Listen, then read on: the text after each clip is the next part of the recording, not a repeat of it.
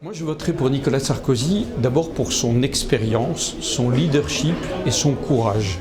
Je l'ai vu dans des grandes négociations internationales, je l'ai vu par exemple lors d'un dîner de travail avec le Premier ministre chinois sur des sujets sensibles. Je l'ai vu, comme beaucoup de ministres, en septembre-octobre 2008, quand on a eu le sentiment que le système financier international allait basculer, ou dans des négociations avec Angela Merkel sur l'avenir de la zone euro.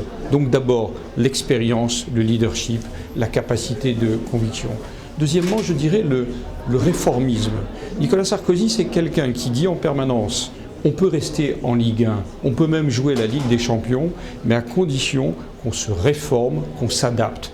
La mondialisation, c'est Tony Blair qui le disait, mais Nicolas Sarkozy dit à peu près la même chose dans les mêmes mots.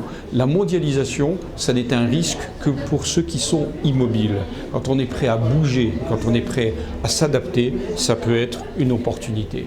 Et la troisième chose, c'est que je l'entends en permanence, et j'en ai des souvenirs personnels, défendre nos valeurs cardinales. Celles liberté, égalité, fraternité, mais aussi laïcité, égalité homme-femme. C'est très très important et il a l'art de dire en permanence que la nation ne nous écarte pas de l'idéal européen ou d'une forme d'universalisme, mais c'est au contraire en comptant sur ses propres forces, en étant capable de savoir quelle est notre communauté, quelles sont nos valeurs communes, qu'on peut le mieux s'ouvrir aux autres et être accueillant.